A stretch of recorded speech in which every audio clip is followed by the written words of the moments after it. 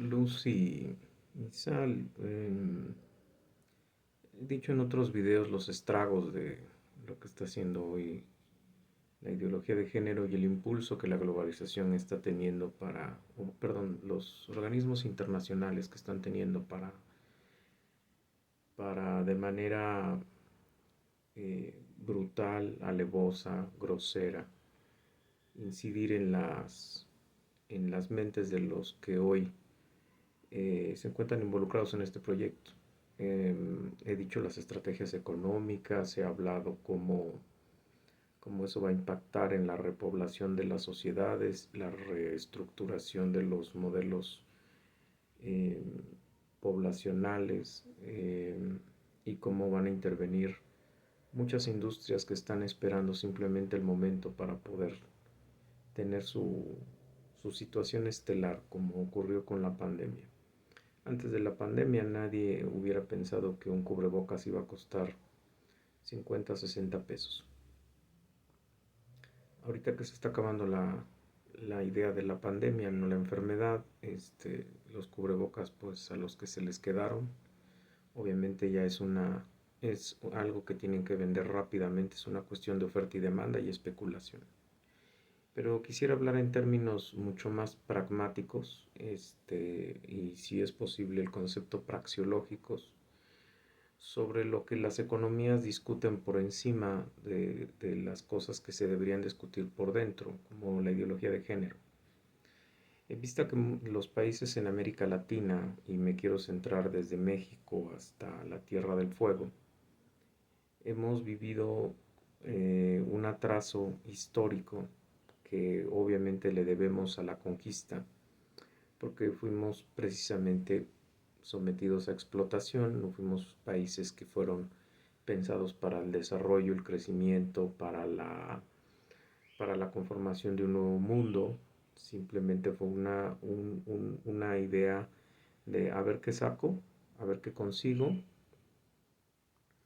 y a ver cómo me hago de bienes y poder, porque finalmente así funcionaban históricamente España, Portugal, este, eh, Holanda, etcétera, etcétera, ¿no? La idea era llegar a estos países y sacar lo que se pudiera, ¿no? La iglesia romana tenía la costumbre de indultar todo lo que hicieras siempre y cuando le dieras un dinero a él.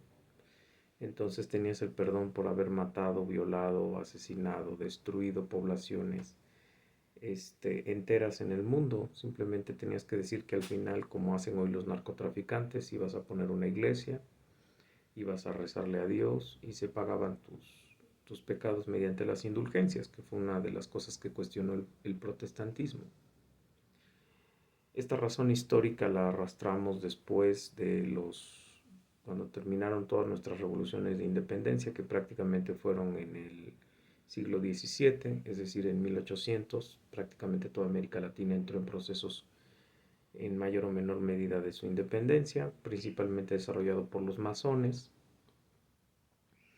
Desde la independencia mexicana, 1821-1827, depende del historiador que leas.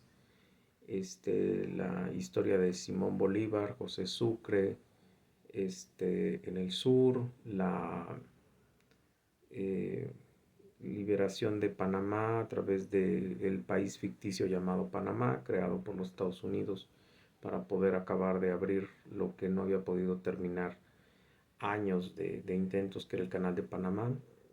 Canal de Panamá que quedó en manos de Estados Unidos hasta principios del siglo XXI. Y que obviamente trajo como consecuencia que nuestros países tuvieran un atraso económico, político, social y económico, que obviamente vimos reflejado principalmente en la época moderna, entre los años 60, 70 y 80. Toda América Latina se vio envuelto en intervenciones norteamericanas principalmente, en pequeños intentos de revolución por parte del proyecto socialista, en convulsiones a raíz de desajustes internacionales en los precios del petróleo, generados y propiciados por la OPEP Finalmente fue la OPEP la que decidió hacer esos reajustes. Entramos de un estado que se de un mercado que se sostenía en base a los capitales reales, que eran el oro, a los capitales especulativos. Cuando la crisis del petróleo en los años 70-80 trajo como consecuencia la OPEP. La OPEP es la Organización de los Países Exportadores de Petróleo, obviamente creada por los Estados Unidos para controlar el precio del petróleo. Trajo consecuencia en países como México. Tengo que hablar del caso México porque el video es pensado para alumnos que están trabajando en la materia de economía y educación. Trajo como consecuencia que un presidente López Portillo dijera al inicio de su gobierno que nos íbamos a bañar en oro negro, y terminando su gobierno tuviera que pararse a llorar y decir: perdón, mexicanos, fallé. El baño en oro negro nunca se iba a dar. ¿Por qué? Porque aunque encontramos un pozo llamado Cantarell, que era muy muy bueno, que dio frutos todavía hasta finales del siglo pasado, no pudo haber sido explotado como se debió, porque nuestra localización geográfica e histórica no permite que tengamos mucho movimiento, porque enseguida tenemos encima al gigante del norte llamado Estados Unidos, que está vigilante de los movimientos que estamos haciendo. Incluso en la Segunda Guerra Mundial, que hubiéramos podido haber tenido un papel fuerte en cuanto a la exportación de lo que siempre hemos exportado, materia prima y mano de obra barata, tampoco se dio. Tuvimos ciertas condiciones que no permitieron que se diese. Roosevelt impuso ciertas cuestiones arancelarias y no se dio. Se vienen las crisis económicas. México pide, le dice el Banco Mundial que pida 100 millones de dólares. México pide 300 mil millones de dólares y se mete en una deuda externa que desde los años 80 hasta la fecha seguimos pagando. Agrega la deuda que se generó en el 2000, en el 94 con el FOA-PROA, es decir, cuando la banca se vende, se privatiza, pero la banca se quiebra y entra el Estado a rescatarla, como ocurrió en el 2007 en el nivel mundial. Los países recuperaron a muchas de las empresas que no pudieron ser rescatables, sobre todo en el área de vivienda, hipotecaria, y en el área automotriz. Desaparecieron muchas empresas. Agrega a nuestra desgracia que México es un país que vive los primeros embates de la globalización con los tratados internacionales, entre ellos el GATT en los años 70. Este tratado obviamente era con Estados Unidos. Nosotros tenemos prácticamente 24 tratados internacionales, pero el problema es que tenemos más del 90% de la inversión puesta en Estados Unidos. Y Estados Unidos, por el Tratado de Bucareli, dice que nosotros no podemos producir empresa pesada, sino que solamente podemos ser exportadores de materia prima e importadores de industria de armaje o de hacer formas de hacer industria aquí, pero de otros países. Nosotros no tenemos la posibilidad de crear nuestra propia industria. Estoy tratando de unir todas las crisis, es decir, de unir todas las circunstancias que han traído estas consecuencias.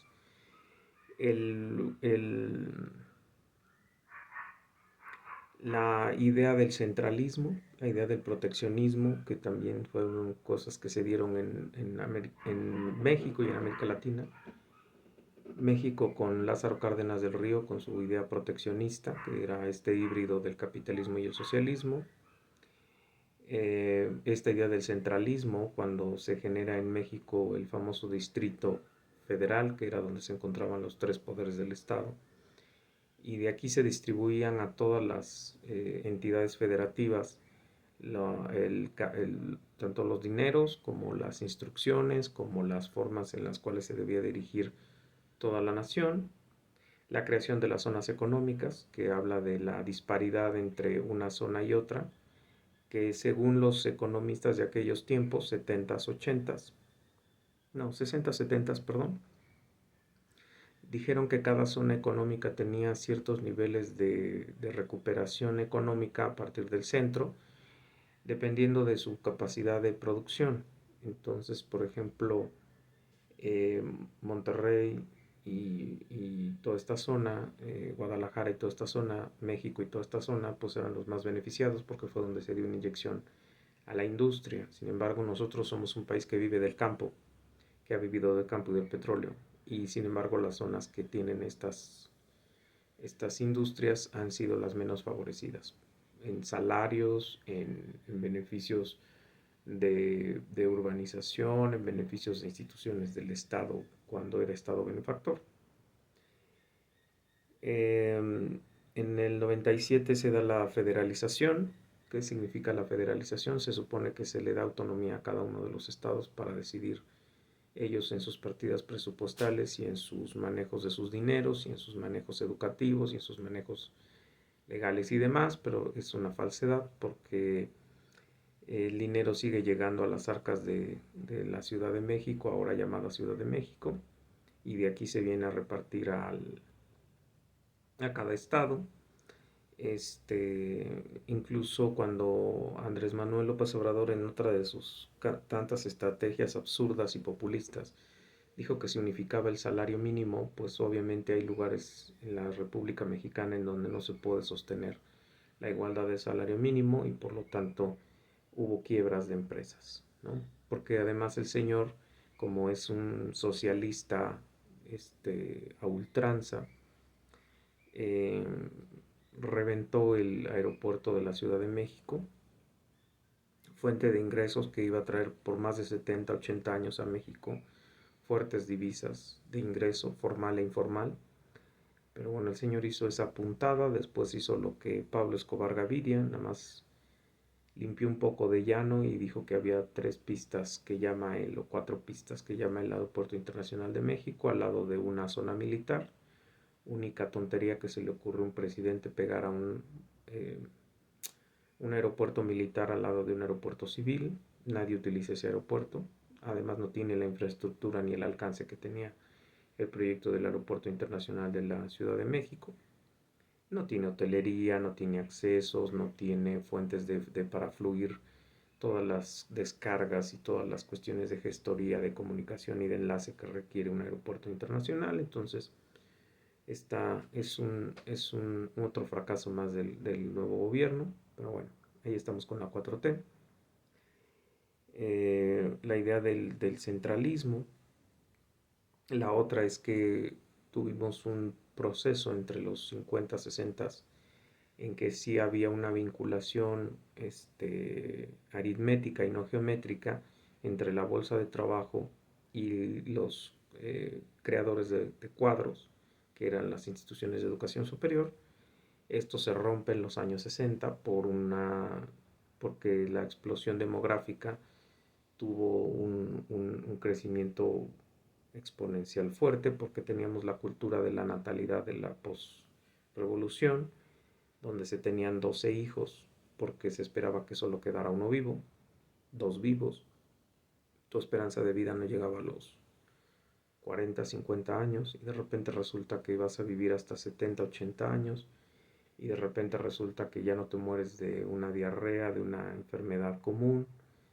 Resulta que los centros urbanos se extienden a lo largo de la República y entonces las tasas de natalidad son altas, sobre todo en los centros que ya comenté. Por lo tanto empiezan las migraciones de los que estamos en el campo y de los que están en otras áreas no favorecidas o donde no se están creando estas instituciones de educación superior, y vienen las migraciones a los centros urbanos para poder estudiar, para poder adquirir fuentes de trabajo, insisto, por esta disparidad generada por el centralismo. Todo se resuelve aquí en la Ciudad de México hasta la fecha. Tú puedes ver que las marchas y los mítines y todo esto de los estados y de cualquier movimiento ideológico se tiene que resolver en la Ciudad de México, como cerrando calles, bloqueando avenidas, obstaculizando cosas, creando caos ambiental, porque pues finalmente todos estamos tragando el smog que se genera a partir de todo esto. Se da una explosión demográfica en los centros urbanos, en las famosas zonas conurbadas, que yo todavía no entiendo cuáles son, porque son lugares que cada que la mancha urbana sigue creciendo, pues siguen haciéndose más extensos. Zonas como Ecatepec, Nezahualcóyotl, Naucalpan, en los años 60 eran zonas que nadie iba a vivir, nadie conocía. Hoy son zonas que tienen centros comerciales que nunca hubieras pensado, un Liverpool, un Dockers, cosas así que aunque no son como que lo más carísimo, sí son reconocidos como centros comerciales que estaban en las partes con mayor poder adquisitivo, que se han estado moviendo y trasladando a estas manchas urbanas. Este, Creo que en términos de las economías del Estado, creo que dije las cosas, y de las economías de las crisis. Ahora quiero hablar de la iniciativa privada. La iniciativa privada lo que hizo fue paliar el problema de las matrículas que estaban saturándose eh, a nivel público. Surgen las educaciones de élite, de masa élite, escuelas que solamente trabajan a partir de las colegiaturas, escuelas que simplemente parece que a veces solo tienen ocupada a la población estudiando, porque al final hay otra problemática que se llama fuentes de empleo. La empleabilidad se rompió a partir de la cuestión geométrica de la población con respecto a la producción aritmética de las fuentes de empleo. Entonces, parece que lo único es tener a la gente estudiando, o sea, entregarle un título a alguien, ¿no?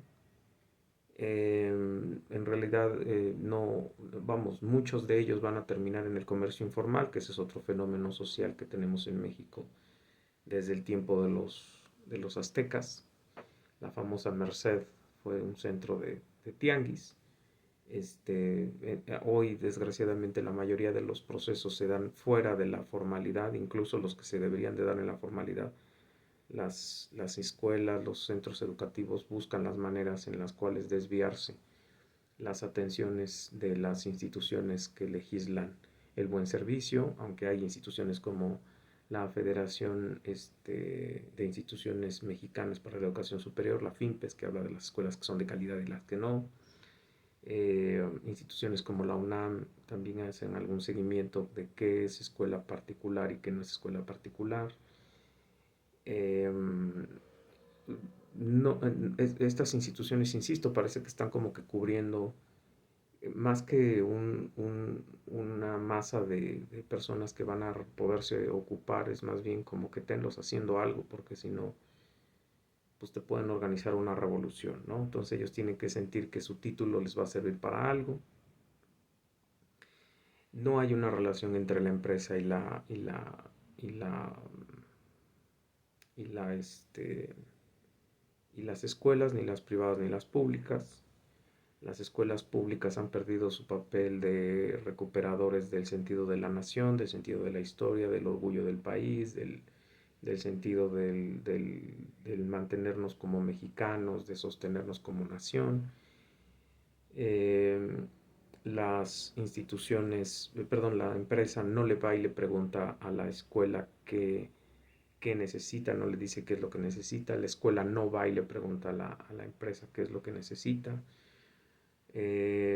Las escuelas principalmente siguen sacando cuadros de carreras liberales que no sirven, es decir, que no sirven en términos de empleabilidad para las nuevas tecnologías o para las nuevas ciencias, robótica, mecatrónica, biología, um, eh, eh, vamos, nanotecnología, ya, ciencias biológicas, ciencias del mar, ciencias de la transformación, no se están estudiando. O sea, la gente sigue estudiando carreras históricas, carreras filosóficas y carreras administrativas, ¿no? O sea, sigue sacando pedagogos, administradores, contadores, abogados, filósofos, como lo hacías hace 50, 60, 70 años. Entonces, no hay una relación laboral. Muchos de los que están teniendo su título tienen que encontrar otras fuentes de acceso al, al, al, al ingreso. Las instituciones educativas no están cumpliendo ni siquiera la labor de ser capacitadoras y actualizadoras del campo laboral que se encuentran dentro de las empresas. Lo más que están haciendo, de acuerdo al acuerdo 286, es que están paliando el problema de que muchos de los que nos encontramos en las empresas, sean públicas o privadas, pero acá lo que les ataña más es en lo público, son gente que nunca adquirió el título ni la cédula para poderse llamar trabajadores. Entonces, mediante algunas estrategias que a veces no te hacen ni siquiera pisar a la institución, como el examen Ceneval, tú acreditas los estudios, sistemas en línea, sistemas de acreditación y revalidación de estudios para completar estudios que no tienes, ¿no?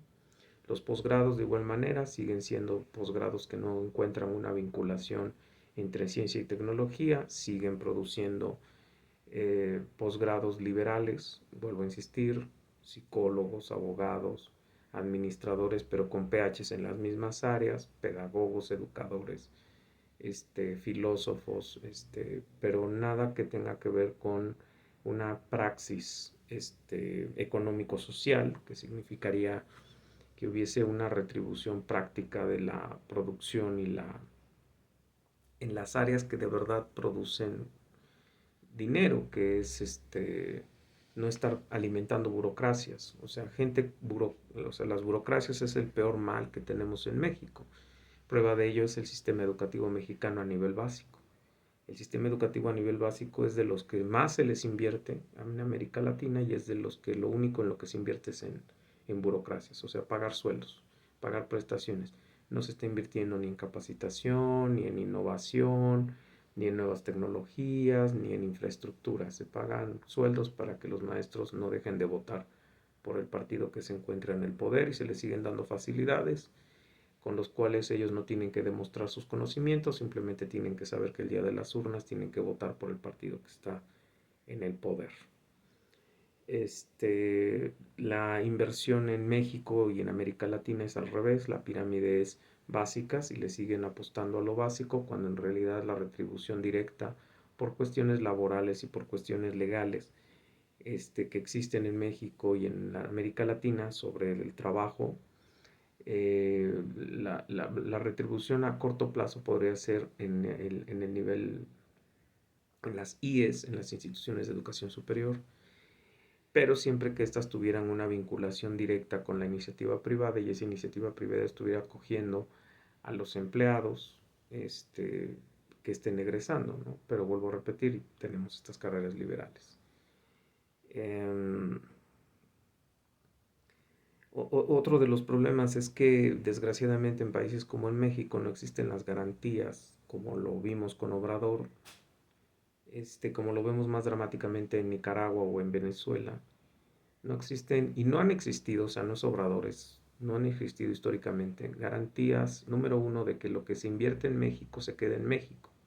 Dos, que se invierta en México. Tres, que la empresa que llega a México garantice su estadía. Porque en Alemania, si tú llegas a invertir como empresa, tú tienes que dejar una garantía de dinero.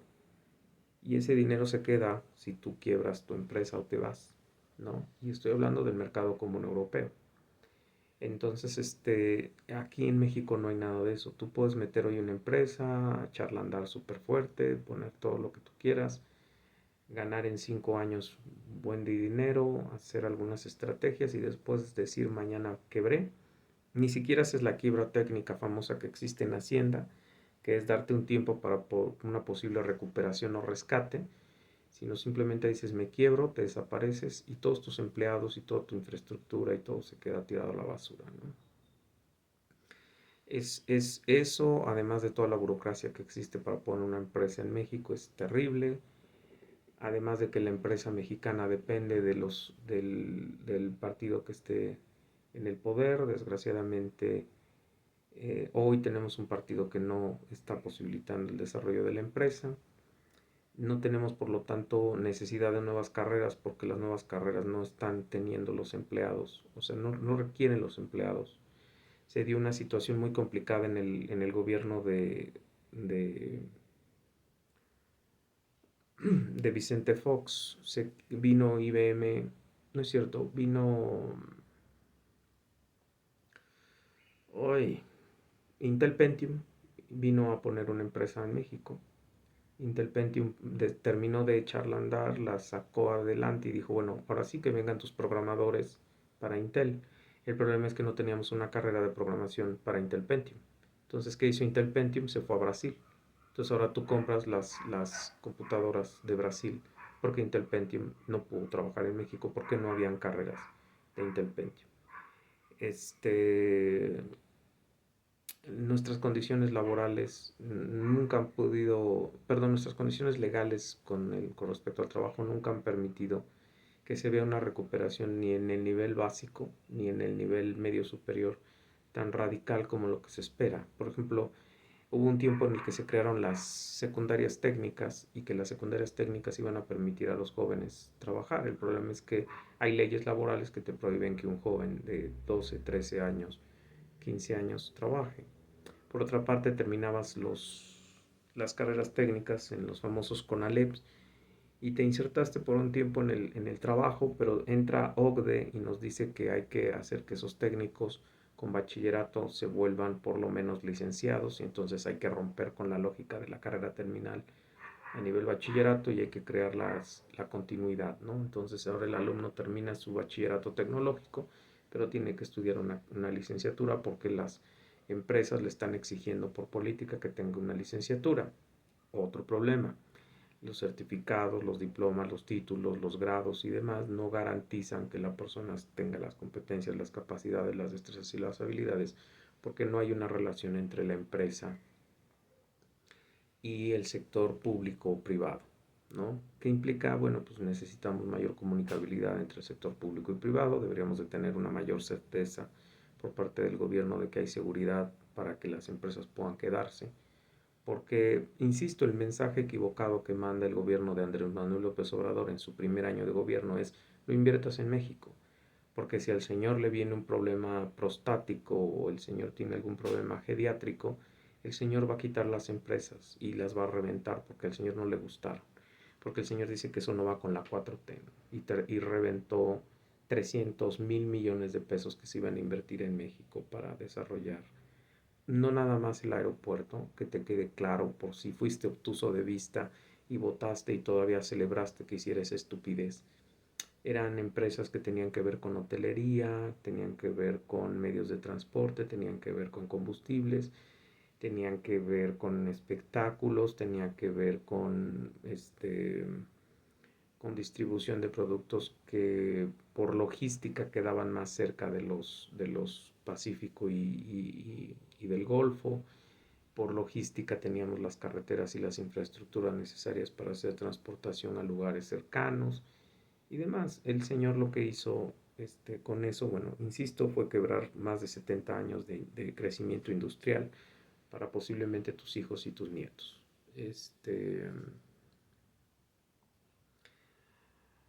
Pues digo, ¿qué más desalentador? Pues que vamos a unar a todo esto que la gente no quiere estudiar aquí ni sus maestrías ni sus posgrados, ¿no? Las están estudiando en el extranjero y el extranjero cuando ve que la persona es competente, pues en el scouting agarran y se los quedan, ¿no? O sea, ya no se quedan en México, ya no regresan a México y peor aún, cuando regresas a México y quieres hacer válidos tus estudios por un proteccionismo que sigue en la Secretaría de Educación Pública, tus estudios no tienen validez oficial en México, ¿no?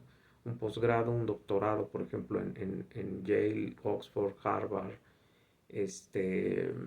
no tiene validez en México, ¿no?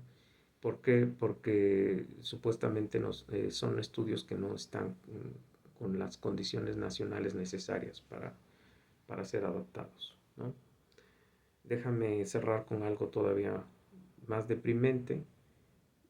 Durante los años 70, 80 y parte de los 90 se habló de la famosa teoría de la dependencia.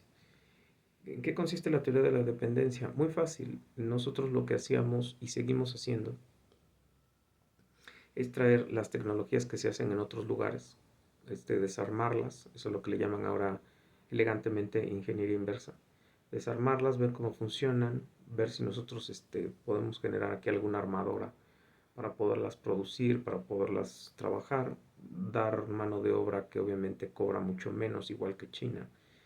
Su mano de obra es muy barata, pero es que el chino lo que hace es que a sus presos los pone a trabajar, no los tiene vendiendo marihuana desde las cárceles o extorsionando desde las cárceles. Entonces por eso tiene fuerza de trabajo barata. Y lo que hacemos es importar la tecnología, la ciencia, y lo que aprendemos aquí es a armarla y a desarmarla y a componerla, o sea, no tenemos más. En este ciclo de la globalización que comenté en otro video, aquí hay armadoras, sí, hay armadoras y hay mano de obra barata, pero no somos generadores de producto terminado. Lo comenté en el otro video, lo comento en este nada más para cerrarlo. Nuestra relación norte y sur históricamente a lo largo de más de 100, 120 años es que el sur genera materia prima, permite que se traigan aquí industrias de transformación, permite que obviamente se contaminen sus suelos, mares, tierras, que se despoje de flora, fauna y vegetación, se permite que las economías de todos estos lugares se empobrezcan porque cuando terminas de explotar y ya no hay que explotar, la gente migra, deja el lugar, se empiezan a mover al norte y demás. Pues entonces trae como consecuencia eso, ¿no? Déjame cerrar con dos datos más terribles si quieres escucharlos. La inseguridad social.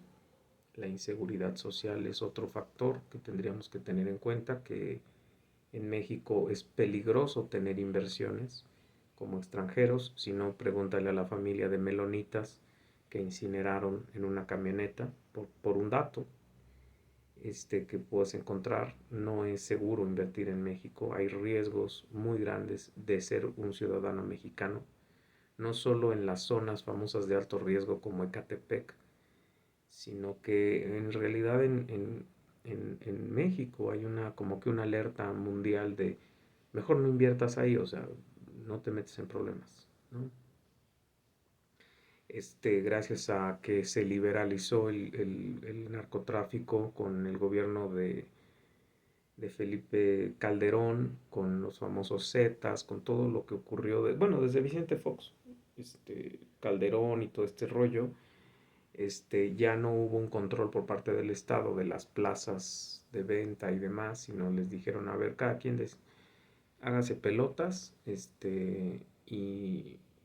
y, y contrólense entre ustedes mismos, ¿no? Pues fue la famosa guerra del narcotráfico. Obviamente, ¿por qué? Porque los organismos internacionales pues voltearon a ver a México y dijeron, espérame, o sea, esto es una mafia, no solamente del gobierno, que era una dictadura disfrazada, sino además del manejo de los narcotráficos, del mercado ilegal de frutas, del mercado ilegal de verduras, del mercado ilegal de la esclavitud, de la esclavitud simulada, etcétera, etcétera, etcétera, ¿no? Entonces, como que quiero darte el panorama general de muchas condiciones que desgraciadamente ahogan el desarrollo de la ciencia y la tecnología. No me quise meter ahorita con el otro problema, que es la deformación de la persona, de la familia y del sujeto, que en términos ontológicos creo que nos debería de preocupar más, pero quise definirlo en términos de alguien que está estudiando una licenciatura o está estudiando un posgrado en economía de la educación, que más o menos tuvieran un panorama general de lo que secularmente o lo que debe entender el mundo como inversión en ciencia y tecnología y en lo que en realidad se invierte en México y las condiciones atenuantes sociales, económicas y políticas que tenemos en el país para la no inversión y el no desarrollo de los posgrados, de la educación superior. ¿Cuál sería la alternativa? Bueno, uno, pues empezar a inyectar más capital, aunque eso no garantiza. Nosotros se invierte en México menos del 1.8.2% a las instituciones de educación superior, en países desarrollados el 5% y el ideal es 8%. No tenemos investigadores, no tenemos investigadores haciendo investigaciones. Las instituciones públicas siguen siendo las instituciones de vanguardia en cuanto al desarrollo de ciencia y tecnología. De hecho, se vuelan los talentos y se los llevan a las instituciones de paga. El caso del Tecnológico de Monterrey es una realidad, está hecho de la UNAM. Los laboratorios de la UNAM siguen siendo de los laboratorios punta de lanza a nivel de América Latina en cuanto a ciencia y tecnología. Tienen muchas innovaciones desde la conquista, en otro video lo dije, se han hecho estudios de botánica, de naturaleza que están cambiando la forma de mirar la genética, la creación de alimentos y demás, el manejo de los genes y demás, ¿no? Prueba de ello fue la huelga del 2000, no se cerraron los laboratorios de CEU, solo se cerraron todas las áreas que no son útiles. ¿Cuáles son las áreas no útiles? Pues administrativas, filosofías, matemáticas, esas las cerraron. Cuando a Mosh le dieron el pitazo de que se acababa el teatro de la huelga, cierran 24 horas los laboratorios y los vuelven a abrir después de que la policía entró, dejó marihuana, robó y quitó y hizo lo que siempre hace la policía. Y la UNAM sigue siendo, creo que de las 12 universidades, si no he perdido ese dato, de las 12 universidades más grandes a nivel América Latina.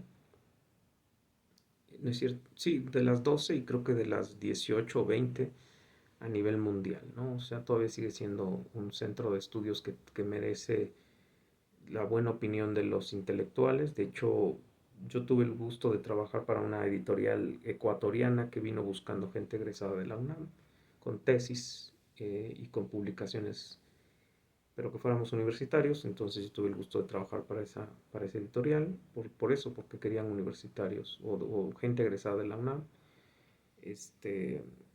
y que produjéramos capital cultural para sus universidades, sus centros educativos, sus centros de capacitación. Bueno, pues creo que sería a grandes, muy, muy grandes rasgos lo que tendría yo que decirte sobre qué está pasando en la educación superior en México y en América Latina. Espero que te sea útil. Si dudas de los datos que te digo, hay que leer fuentes gratuitas y además actuales como CEPAL, Fondo Monetario Internacional, Banco Mundial, UNESCO. Ahí viene toda esta data que te estoy diciendo, con datos estadísticos y con fórmulas estadísticas, para que hagas la contrastación, ¿no?